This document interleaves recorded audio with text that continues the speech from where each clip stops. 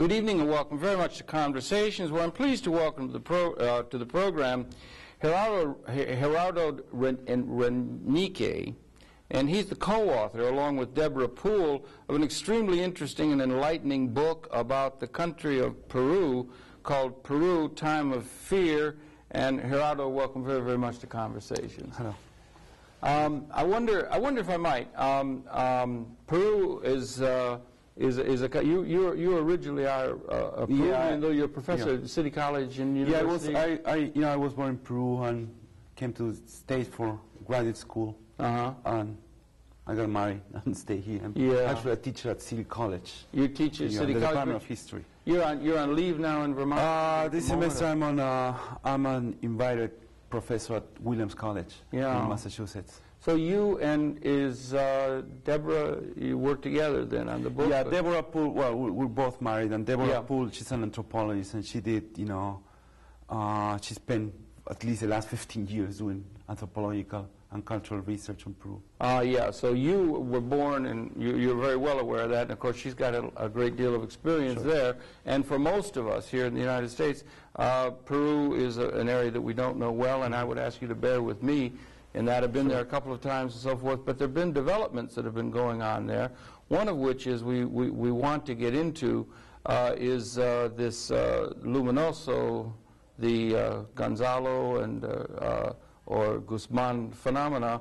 And I wonder if maybe you could share with us a little bit of the recent historical development, let's say the last 2 or 3 decades of the development of the political situation in Peru, weaving that in with the role that the Sendero, which has been such a prominent feature in the last decade or so, particularly or so. I wonder if maybe you could give us a little social economic history of Peru and what major forces are at play in that very, very important country in South America. Okay, first of all, the Peru, the history of Peruvian people is a very old history. Yes, right? indeed. It predates the European invasion of the country. Well, I was just saying to you, I had done archaeological research where it goes back, that high highland complex goes back 5,000 years. They had a culture based on the potato and other things. The cultural history is very rich. But to put things in perspective and in a briefly way, first of all, Peru is going through a tremendous economic crisis. Around 90% of the Peruvian population are unemployed or underemployed. How much? 90%. That's unconscionable. And 1 out of 4 Peruvians, that's 25% of the population, their daily subsistence depends on handouts from international aid agencies. For the last 20 years, the country has been in a terrible economic recession, right? So that's the immediate problem in Peru. And the other, important problem that Peru has been confronting in the last, at least in a more dramatic way in the last 2 decades, it's a tremendous gap between the society and the state. What I mean with that is that, during the last, since 1980, Peru has reestablished democracy, after a 12-year-old military regime. So during these last years, Peru has pretty much, for the first time in her history, completed, pacific democratic transitions. But the historical experience of these last 3 decades, is that the interest and the demands of society are not totally represented in the political structure that the democratic system has created for the country. So it's been a terrible, gap, what I call, between the demands of this real society and the political society and the state. Well, there would be, I presume, like we've had this Latifundista tradition and so forth, and there's a group of people who are particularly powerful, that are particularly politically powerful. Right. I'm going to get into that. And another problem, I'll get into that, but another important problem of Peru is that Peru is a tremendous fractured society. There are tremendous regional divisions, particularly between the coast and the Andes, racial problems between a majority of Indian and Mestizo population, Yeah. and a minority of Creole people, some of called whites. in Yes, general, yeah. you know. So that's another important, tremendous class differences, you know, and difference between one region in the country and the other. Yeah. You know. Uh-huh. Power concentrated in the capital city of Lima, Yeah. you know, a contempt, you know, and racism against the rest of the country. So There's been a history of racism against the indigenous population. Oh, it's a systematic. By the European since Pizarro, right? You know, you're right. You know, what was the kind of worms that was opened with the establishment of the colonial regime. You know, it's a continuity. Yeah. You know, in the history of Peru. You know, after the conquerors and after almost 400 years of colonialism, the republic was installed in Peru, but a liberal state controlled by the Creole elite, by the planters. By the elite. Right. Yeah, right. So much of the Western European values, you know, remain as the dominant, as the hegemonic values of the country. So all that adds to the, you know, to the current problems of the economic crisis and the political violence. Shining Path, you know, appear in the political scenario in Peru. They initiate the armed struggle. It's going to be 12 years from now. And Shining Path, you know, in order to understand Shining Path, we need to briefly understand the history of the Peruvian left. You know, Shining Path, it's a splinter group from the Maoist sector of the Peruvian left. 12 years ago, they decided to launch an armed struggle, you know, a revolution in Peru. And for the last 12 years, you know, Shining Path have dominated the news here in the United States as well as in the rest of the world. Culminating in the recent announcement that he had finally been arrested in the capture of Guzman, right, who was the leader of Shining Path. Of the Shining Path. Yeah, That's right. right. Yeah. So during these 12 years, you know, this phenomenon of Shining Path, it has provoked what I call a Pandora box effect. You know, the Shining Path unleashed forces, you know, that I think they were not unable to control. What I mean with this is, you know, that the response, the state response to Shining Path was a traditional counterinsurgency campaign. You know, a counterinsurgency campaign modeled after, you know, the Southeast Asia U.S. experience or the French experience in Indochina and in Algeria. And pretty much modeled after, you know, the experience in El Salvador, in the dirty war in Argentina and Guatemala. They would go into the highlands, you know, and they would kill 60 peasants, you know, in order to get one senderista. This would be governmental forces. Right. So the counterinsurgency campaign have been aimed not only like any other counterinsurgency campaign in contemporary history, not exclusively against Shining Path, but all of those that might appear to be even potential, you know, people working with or cooperating with Shining Path. I wonder if I could ask you something here. You said that the Guzman and Gonzalo was a nom de guerre, right? And everything was part of the left, as you said, in Peru. Right. Has the left been a major force, or a particularly have they had prominence in terms of the overall organization of Peru, or have they been marginalized as they have in much of the world? Or what has been the reality so far as the left or progressive forces, as far as the development, the historical and political development, and economic development? Well, to put it briefly, you know, the first important nationalist, left-wing, progressive, and socialist movements they emerged in Peru between the 1920s and the 1930s. And since then, you know, they play an important role in extra-parliamentary politics first. Extra-parliamentary. And during the last 30 years, I would say the last 20 years, a very important role in legal, you know, parliamentary politics. During the last 10 years, you know, after the restoration and democracy of Peru, the left have maintained, you know, almost, I would say, around a third of the electorate. A third, that's considerable, yeah. And at local level, you know, for instance, at certain moment, the mayor of Lima, you know, was from the left. And the metropolitan Lima, that is the largest town in Peru, is divided in 12, you know, municipalities. Yes. You know, during the last 10 years, between 7 and 8, have always been controlled by left-wing, mayors. At that local level. And also in the southern part of the country, cities like Cusco, the old Inca capital, has had, for the last 10 years, left-wing mayors, or Puno, or other areas in the country. So what I would say is the left has a very important, it is very important in democratic politics. And on the other hand, in cultural terms, the left is also very important, and I would say in the social movement itself.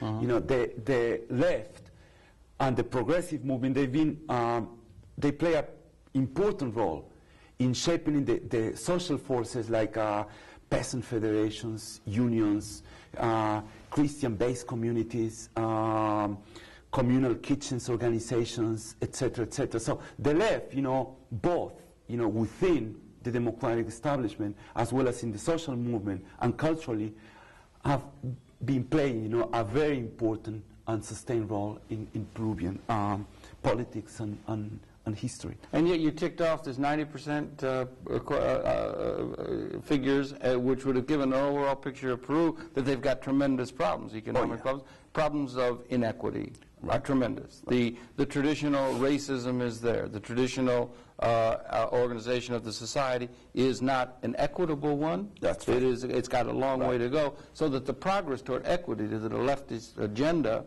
would attempt to try and instigate within the country has had limited success in terms of being able to enact realities on the ground, as it were. Oh, that's right. I mean, what you're saying is it's basically, it's basically right, but there's one, problem that sort of retarded, I would say the modernization of Peruvian society and the Peruvian state. And the core of that, the origin of those problems, it's in the economic crisis, the debt crisis that started in the 1970s. The debt crisis. The debt crisis. For instance, today, a good portion of the Peruvian national income, I would say over 50% of the national income, it's destined to pay, the debt. Debt service, right? Debt service. Oh, yeah. So in order to maintain this debt service, public services are neglected. Peru hasn't repaired the roads, I don't know, for the last 10 years. Hospitals, education, public health, it's been depleted, Particularly after, the imposition of all these neoliberal, economic programs that are a condition of the International Monetary Fund to maintain, the flow of more loans in order to repay the debt, more loans in order to repay the debt. That's continental-wide, that problem, but it's there in Peru as well. Peru is very tragic. And actually, that's what I like to, people to understand the problem of Peru. As a very complex problem, it's a two-pronged problem. On one hand, the neoliberal programs of the IMF, right? And on the other hand, the political violence, right? The political violence unleashed by the insurrection of Sendero, but complemented by state terrorism, the dirty war against not only Shining Path, but against the popular movement, popular leaders, union, other popular movements besides Sendero. Sendero is the most well-known, but there have been many others that have attempted to bring a critique of the society. I will go into that. I don't consider as most of the media and academics in the U.S., they describe and they consider Shining Path as a popular movement. I don't share that opinion. Shining Path is a political organization, a political and military party. Their original, their official title is the Communist Party of Peru. Right? So they're a party structure, and as his founder says, Shining Path is a war machine, a party of cadre. It's not a mass organization. So that we need. I don't want to say that Sendero doesn't have influence in some sectors of the population. They do, but Shining Path is not a mass movement, and Shining Path is not part of the popular movement. That's why you've seen that in the last, particularly in the last 5 years, the most important targets of Shining Path, have been leaders of the popular movement on the left. They call them revisionists or something. Yeah, they're really ideologues of a very strong, strident nature, right? Yeah, actually, this is one of the interesting aspects of Shining Path. The founder of Shining Path is regarded by himself and by the party, and this can be very... Yeah, we want to talk about him, yeah. That Abimael Guzman, that's the name of the founder of this party, is the fourth sword of world revolution after Marx, Engels, Lenin, and Mao. Marx, Engels, Marx, Lenin, Mao, and then in him. He sees himself in that way. So they consider themselves, to be the only and truly vanguard of world revolution and communism. So the rest are revisionists. There's no way, So they become real true believers. They become true believers of their own ideology. In their strategy, there are two evils that they have to eliminate: imperialism and revisionism. Yeah, revisionism of including all the left. Practically all of the left, I see. So they get in that kind of... All of the left by themselves. Why don't we talk a little bit in some growth figures and so on. We've got about 20 million people in Peru. That's right. About a quarter of those in Lima. That's right. And this Mr. Guzman, or the leader of the Sendero, he was born in 1931, as I understand. That's right. So he's a little bit of an older man. Now, he was born in 1931, and why don't we talk about him a little bit, because he had an academic training. He was born in Ayacucho, or where was it? Why don't you, Arequipa it was, down in the south of the country. But could you give us a little of a background of the personality of this gentleman? Yeah, well, Abimael Guzman was born in the southern city of Arequipa in Peru, and he was the son of a middle-class, merchant in the city of Arequipa. He attended private Catholic schools, and it seems that he was a pretty good but very quiet student. He went to the university in Arequipa, and he got a degree in law and a degree in philosophy. Right? From those days, the only written material we have from Abimael Guzman, he wrote a thesis, on Kant. On Immanuel Kant. On Immanuel Kant. And later on, after graduation, he went to the city of Ayacucho, right, in the 1960s. Now, during the 1960s, Ayacucho, it's an all-colonial city in one of the poorest areas of Peru. I see. Ayacucho had, during the colonial times, one of the oldest universities in Peru. But for a series of political and economic problems, this university was closed. And it was reopened in the early 60s. And it was reopened in the early 60s with aid from foreign governments, European, American governments, and as a joint effort, both of the Peruvian government and from the academic community to create a model university in this area. So Abimael Guzman went to teach in Ayacucho in the 1960s. He's in his early 30s now. Yeah. By that time, he was already... 31, yeah. He was already involved in politics, with the Communist Party of Peru. Before the Communist Party split, following the lines of the Chinese-Soviet split of the 1960s. I see, right, okay. So at the moment of the split between the pro-Chinese and pro-Moscow, sectors of Peruvian communism, he sided with the Maoist or pro-Chinese sector. That's why they will be Marxist, Leninist, Maoist. Yeah. But at the moment, there were, within the Maoists, there were serious debates, right? And Abimael Guzman, at the time, he was the leader of a group called the Red Faction within the Maoist party. And from its early beginnings in the 60s, they were claiming that armed struggle was the only road, not only to Peruvian revolution, but for world revolution. World revolution, yeah.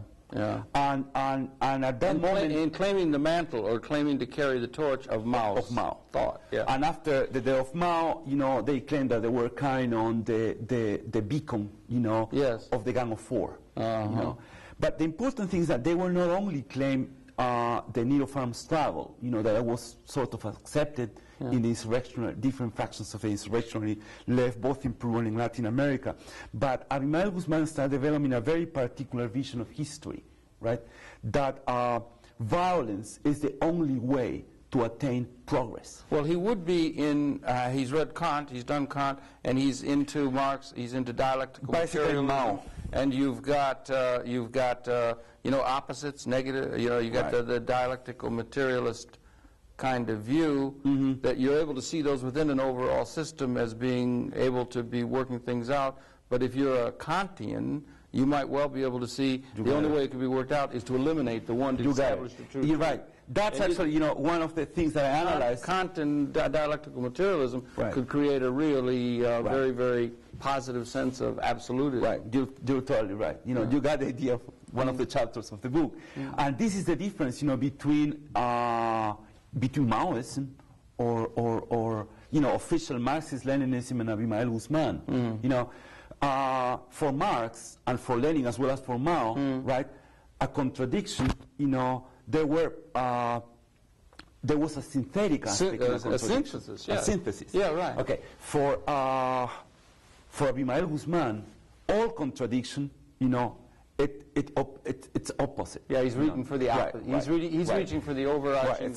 Right, and that's from Kant. You know, you're right. That's why, you know, for Abimael Guzman, you know, in order to have a revolution in Peru, you have to have two clearly defined fields. Yeah. The revolutionary field and the reactionary field. And the reactionary field will be Western-led imperialism with its client status, local government. Right. But in between both, it's the popular movement, the left, right? Yeah, right. And the organized all these other movements, they have to disappear in order, you know, to build for the final confrontation between good and evil. Yeah, because they're reformist and revisionist of the real true path. So he became a true believer in terms of the fact that he held this sense of absolute truth, and the other leftist forces or other revolutionary forces were reformist and had to be made right.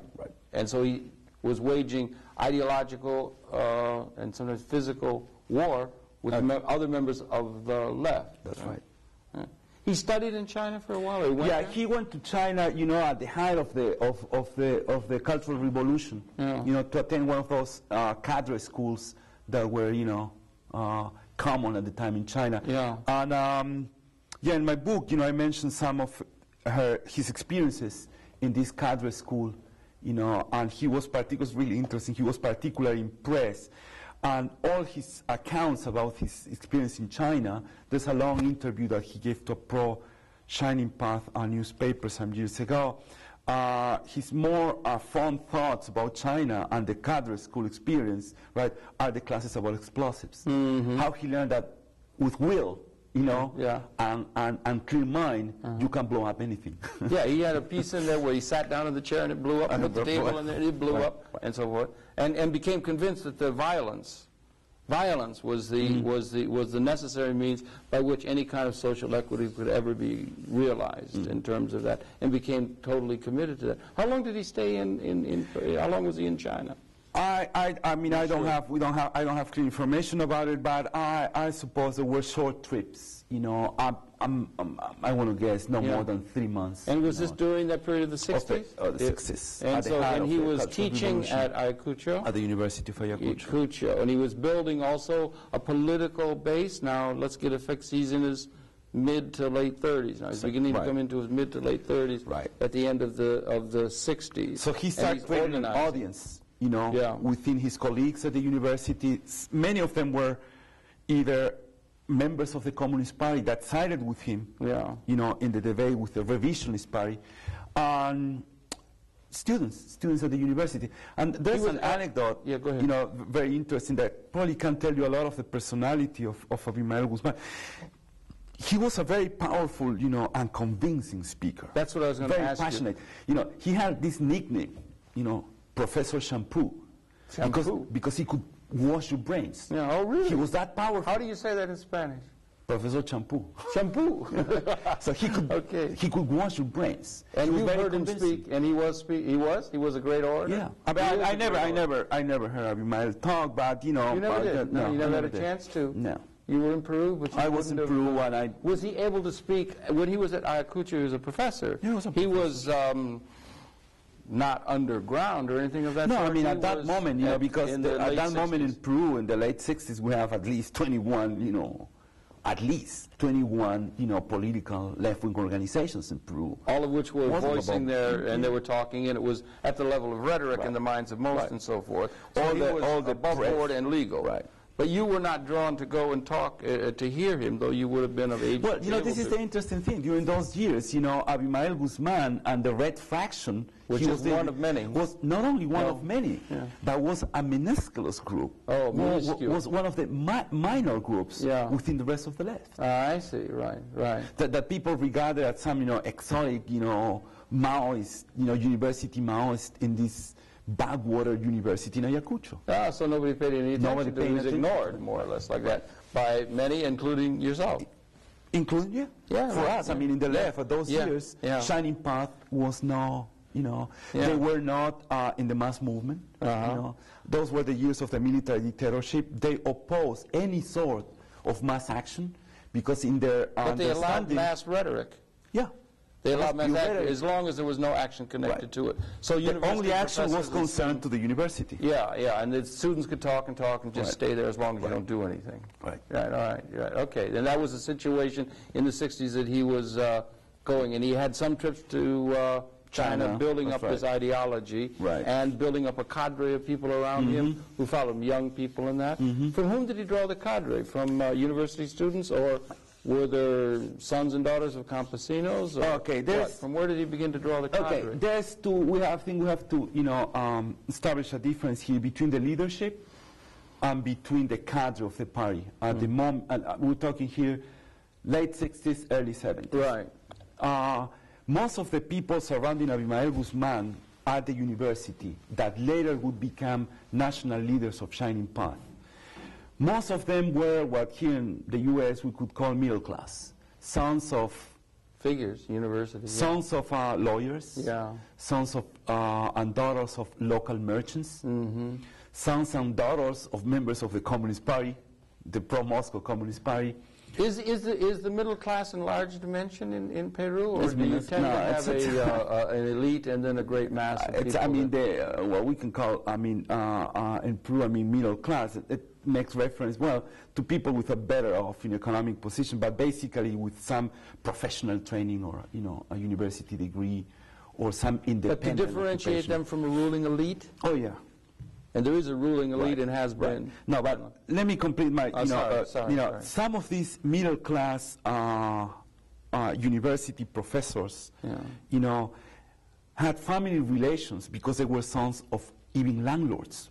All right, the local elite of Ayacucho, the local provincial elite. Latifundistas. Not the national elite, but the local Ayacuchano elite. Yeah. So this was basically the composition of the leadership that later is going to be the leadership of Shining Path. Oh, I see. At the second level, at the level of the cadre, given the position they occupy in the university, they were teachers. Through the classroom, they were able to preach. And not only that, Abimael Guzman for several years was the provost of the university. The provost, yeah. Right.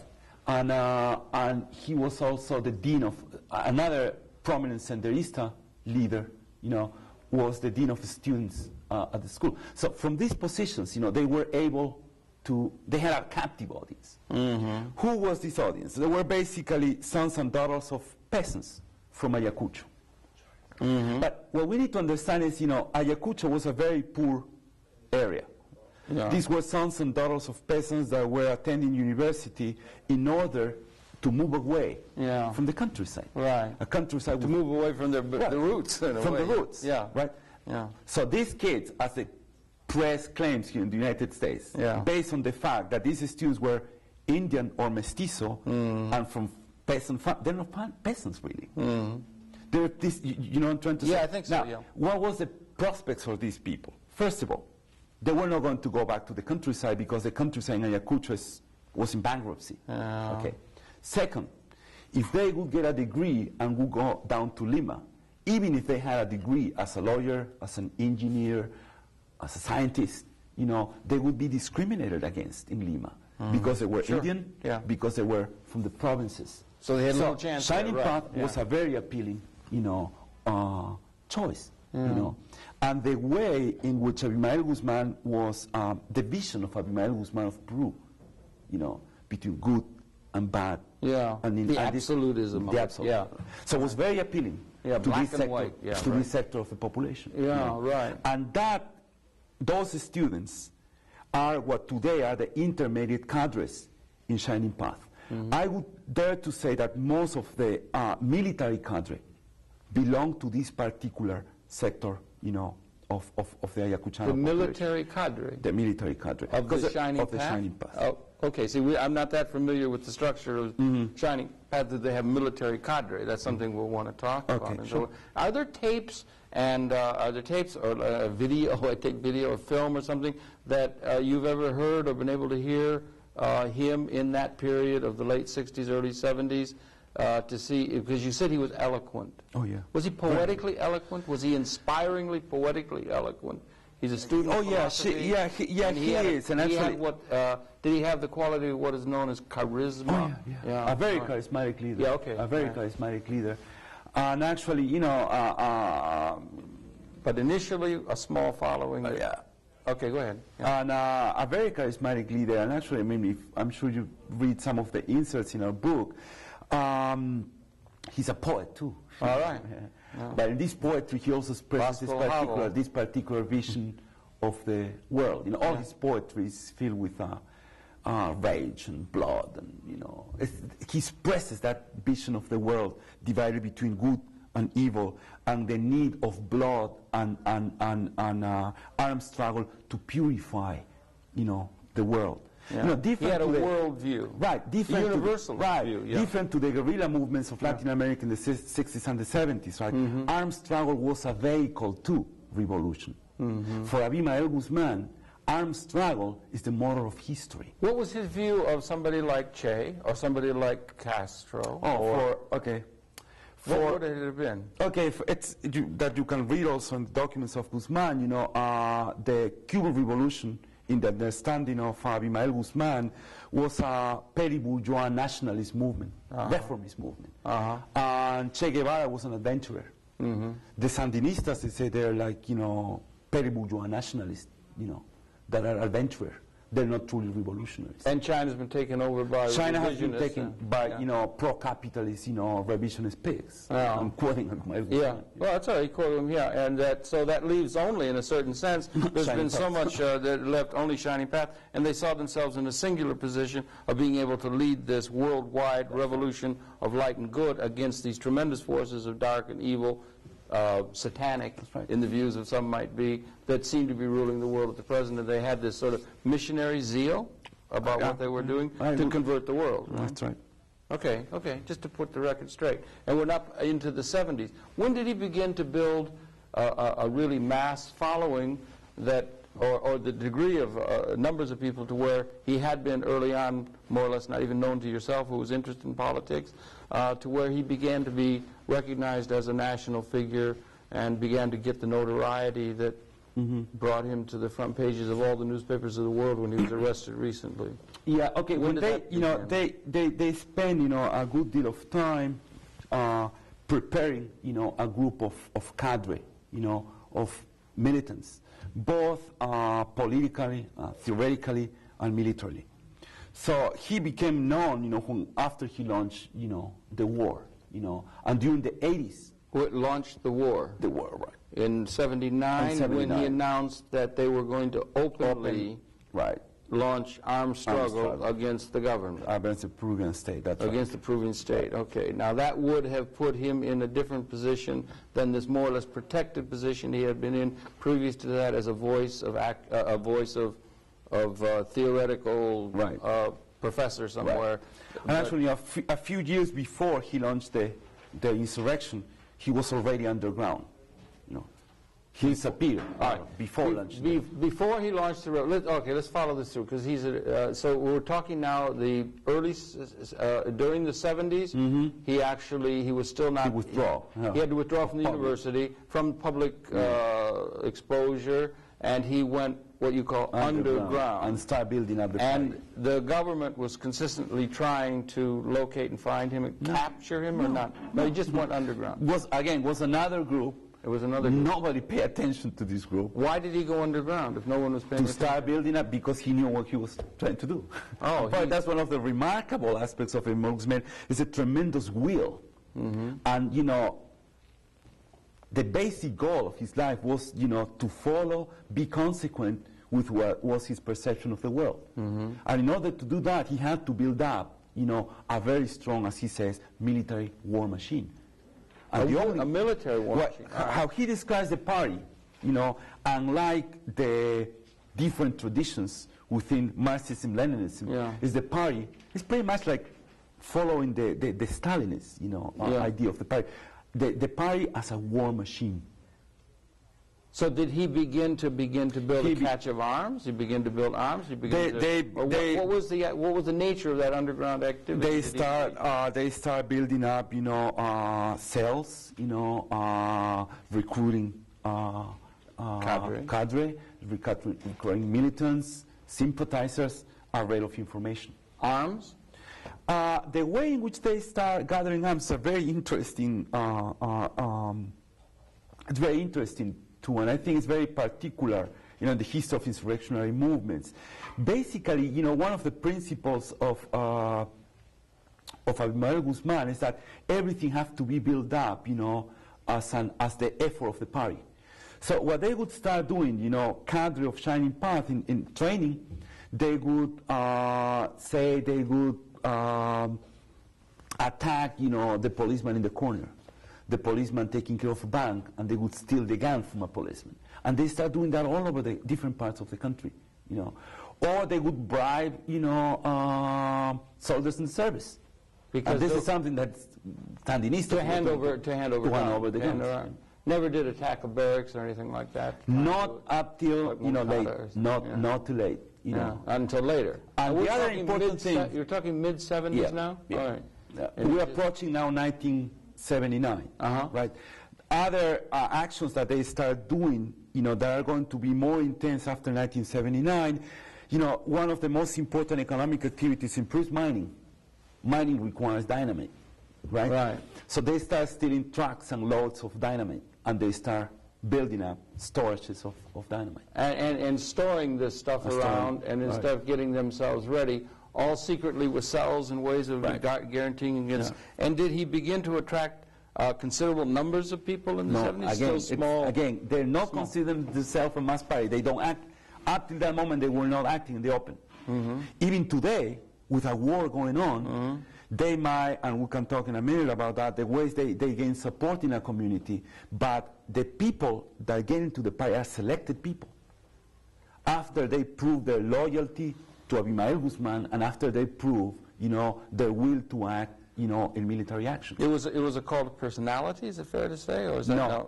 It's you know, I mean, it's cult an of ideology. Yeah. It's an extension of the vanguardist idea. That what you're going to have, it's a super militant, right? Devoted exclusively to the party, you know, politically and military. And to this person as the leader. And particular to, and this is the other interesting thing, you know, when a person, you know, enters Shining Path, you know, they write a letter of allegiance, not to the party first, but to Abimael Guzman. They put their lives in the hands of Abimael Guzman. I see, okay. It's very religious. Almost religious. And he used a lot of the St. Paul metaphors, you know, in, you know, the builder of the church, in his speeches. He all the time, he has all these biblical images, you know, crossing rivers, you know, surmounting mountains, you know, missionary zeal in what you do. And no real support from anywhere outside the country, no economic support outside the country, no ties back to Shine, no ties back to any groups, no support groups in other countries, they're just building it up there. For instance, you know, at the beginning of the first years of, the first year of Shining Path armed actions, you know, many of their most spectacular bomb attacks were against the Chinese embassy and the Soviet embassy. So they would take this dynamite or these guns that they had taken. Let's just say in the taking of that gun, would they have killed people? Sometimes they would kill the cop, right, in order to get the gun or the submachine gun. Well, if they killed the cop, as you say, Some that's a cases, in crime. some cases, yeah. Now, the government would be wanting to find out who committed that cop killer. Here they would, certainly. I suppose there they would too. So that he would be, in a certain sense, from that point on, when they had done things. Yeah, but for the police, were they finally getting to where they were trying to? Shining Path wasn't claiming they were doing that. They didn't claim it. They didn't claim that. So for the police, it was a mystery. There might be common criminals or any of these loony groups in the left. Yeah. You know what I'm saying? So it was very hard. And they didn't trumpet this or announce it or anything of that sort? They didn't announce any of these. And they weren't sort caught? of actions.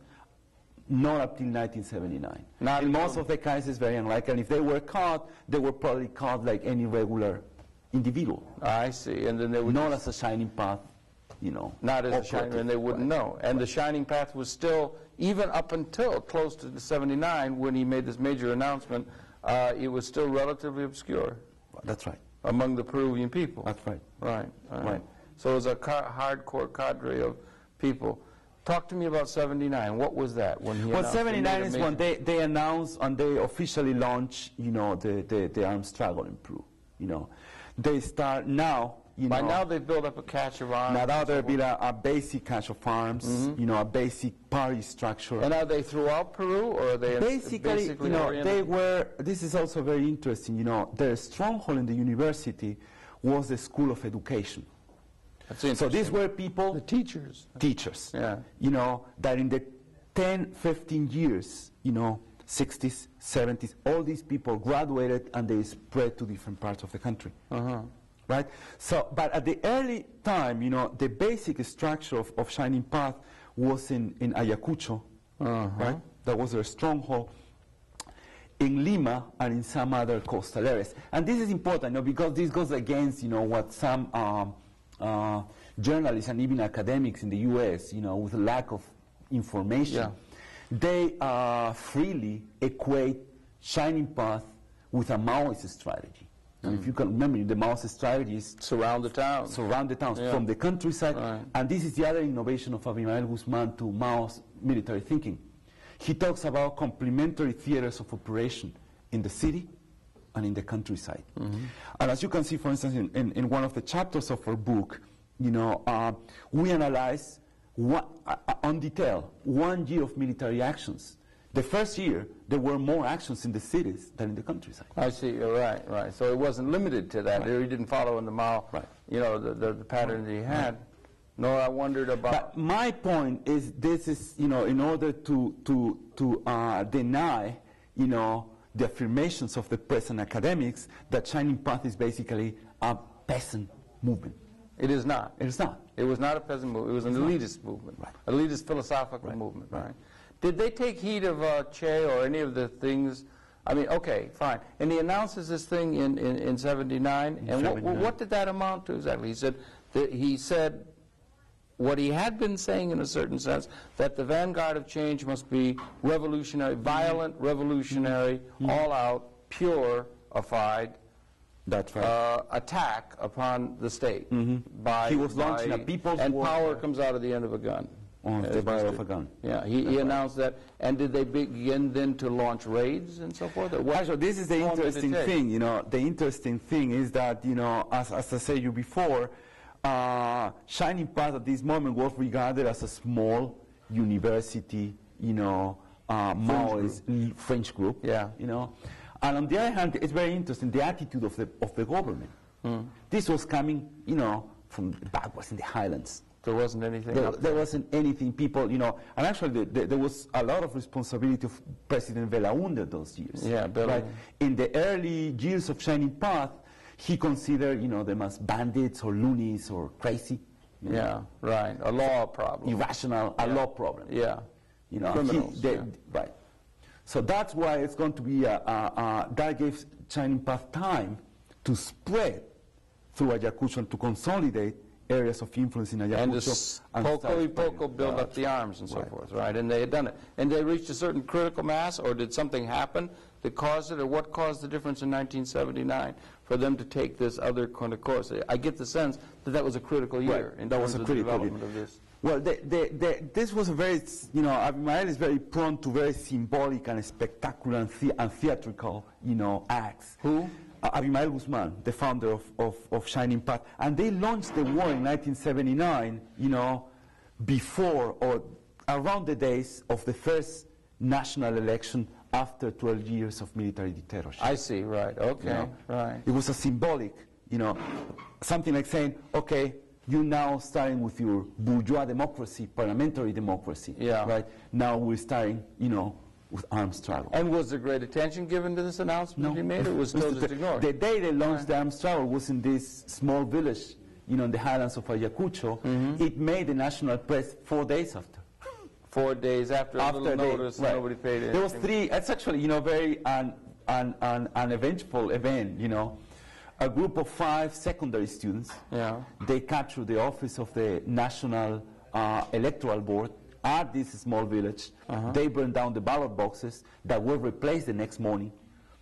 And the police captured these kids. There were 4 kids, high school kids, that were trained by the leader of this Shining Path cell was their teacher. He escaped. So it was totally uneventful. When did it finally begin to capture the attention of the government, as it obviously did as it obviously was recently? When did it begin to capture the attention, and what caused the attention of the nation to be grasped by this 81, group? when the bombings and the killings started spreading outside the Ayacucho area. And they start calling the attention of the police, of the state, the rest of the left, the rest of the society. But it was a little bit late. By the time they had it spread, in particular in the area around Ayacucho. And it's not going to be till 1984 that the government would launch an out-front, counterinsurgency campaign against Shining Path. And that was an answer to the fact that it now became obvious that this force was in place and that they had a considerable capability to bring damage, and they were identified as something other than just another talking group that could be ignored. That's right. That's right. They couldn't be ignored anymore. Because and the pace of activity by these revolutionaries had picked up and was picking up. By that moment, and the activity would take the form of what? Bombings and so forth? And basically, during those days, in the countryside, for instance, they would try to expel what they call to expel the state representatives. They would surround, for instance, in a small village in the Andes, they would surround a police station and attack the police station with dynamite. With maybe 20, 30 people or something? 20, 30 people. Right. Not all of them with guns, but with dynamite.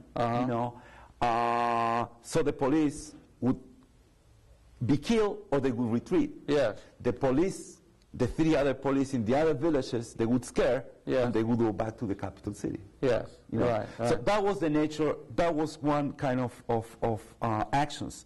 The other kind of actions was symbolic bombings in Lima. Bombings against the National Board of Elections, bombings against the Chinese embassy, bombings in the monument of Velasco, President Velasco, the reformist military that launched the land reform. Symbolic acts. Symbolic acts and symbolic bombings. Were people being in increasing numbers, and in what dimension were people being killed in this process? Or no? The killing of this process was basically in armed confrontation. Or what Shining Path started doing at this early moment in Ayacucho, execution of local bad authorities or local landlords. Local bad authorities of the state. Right. And in that case, in some areas, was well received by the peasants. Well, that's what I'm trying to think, that there, and one would want to think in a certain sense, or that, many of those peasants are suffering by the system, as it were, and so if there was a force being directed against the state forces, there would be among the masses, whether they were a mass organization or not, there would be a tendency for many of those people to support this system that was attacking the state system, which in the eyes of the masses was oppressive. That's right. Right? That's right. Okay, but they were not a mass movement. They were not a mass. And they did not depend upon the support of the masses. They weren't the fish that swam through the water of the masses that gave them protection. Okay, I'll explain you that. Used to refer to. For instance, and here's when the first contradictions of Shining Path start coming up. The contradictions between their authoritarian and dogmatic ideology and the contradictions with the people's organizations. For instance, in certain communities, right, where Sendero had, say, expelled the police, expel the representatives of the state. You know, most of the peasant villages and even middle-sized cities in Peru, they still organize, you know, under the patterns of the traditional, you know, Andean community. Ayu, right. Yeah. So people, they elect their own officers, their own authorities. That goes back thousands of years. That goes back thousands of years. You know, some of these people might be right-wing, some of these people might be left-wing. And there's a great deal of traditionalism. And there's all that is blend. Yeah. So people would elect their authorities, regardless, you know, Shining Path. But Shining Path came with these ideas of scientific socialism. That's what they describe themselves, and they would establish revolutionary committees. Yeah, trying to bring them into the modern world. Right. Going to drag them into who were the members of these revolutionary committees? Yeah. Okay. The composition of a revolutionary committee is 1/3 representatives of the party, Shining Path. Right. So these were Shining Path cadre, usually foreigners to the village, and usually young, and in traditional peasant communities, elders are authorities. Yes, of course. Okay. The second third should be... Well, that would give these young fellows a sense of power. Right. Yeah, okay, I see, right.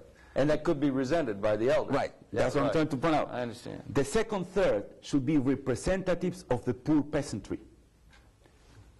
Okay. But those representatives of the poor peasantry were also people appointed by finger by the party.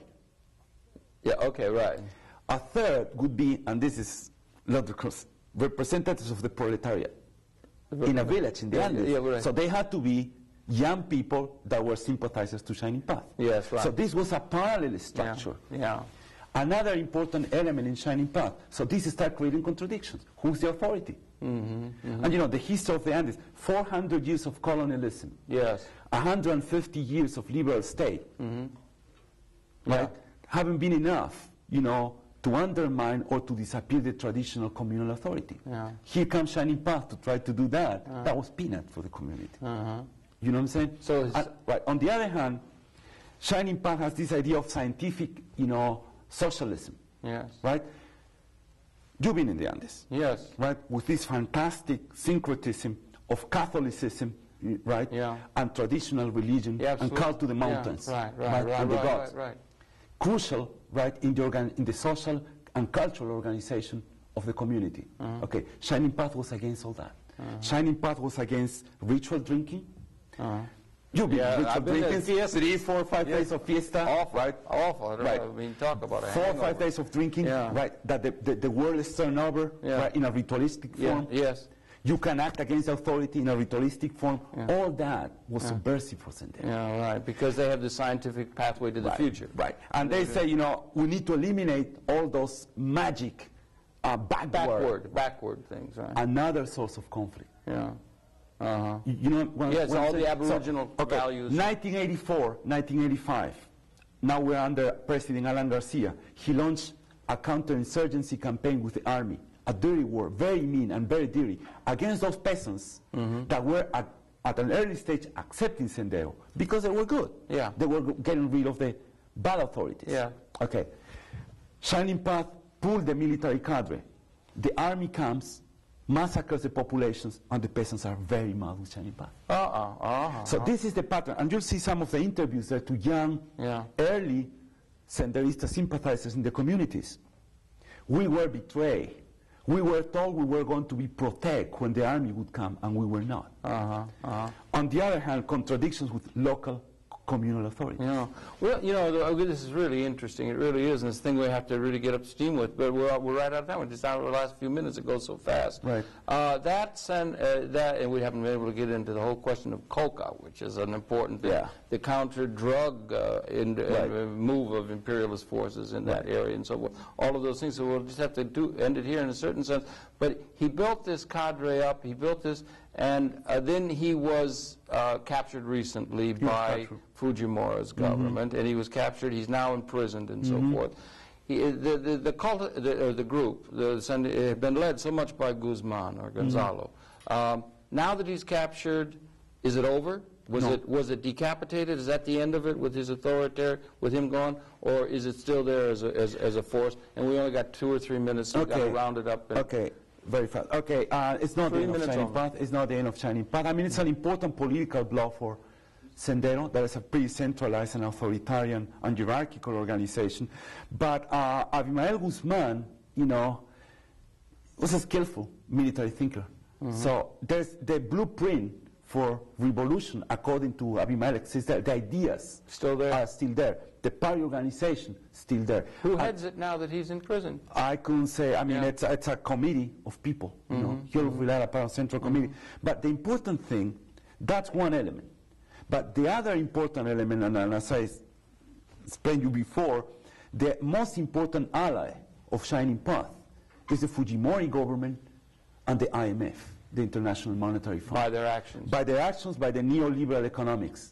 If they keep depleting, destroying the economic basis, you know, of peasant economy, of industry, of the, you know, the net worth, welfare of the Peruvian people, you know, Shining Path would still have a margin of action. They'll be creating conditions that would be able to find rich revolutionary kind of sentiment among great numbers of people there in Peru, out of which they think a revolution that could transform the world could emerge. It's powerful stuff. Right, with 90% of employment and underemployment. That's a gold mine for Sendero. And they see themselves as being a model for world revolution. Then? That's right. That's right. That's right. And they have followers, you know. Not in the Trotskyite Center. No, not in the Trotskyite. It's actually, there's a group of all these gang of four Maoists kind of, you know, that is based in London. But you think it's still there as a major force in Peru, even though he is still a major force? Do you think that his safety as a person is able to be vouchsafed? I mean, I think that would be a. He's in prison. It's in prison now. It's in an island, you know, off the coast of Lima. I think the government would be really stupid if they try to kill him or try to do something. Because there's enough attention of the international community, those human rights, or the rights of life, be extended to him. Plus, they would create a martyr. They would create a martyr. But I was back again wondering to the fact that it had been so centralized on his personality and upon his philosophy and the person of him. One wonders if they couldn't decapitate him. That's the ideological aspect, but not the military. That's one of the principles that Abimael Guzman adapted from Mao. They have this principle in Shining Path in terms of the military strategy, right?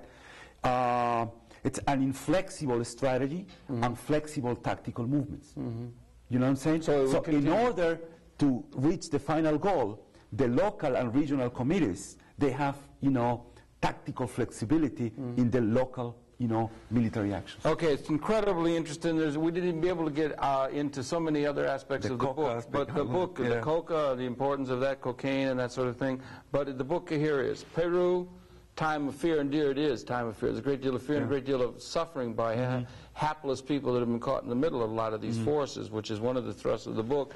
And it's the book is by Deborah Poole, who is your wife, and by Gerardo Renique, right?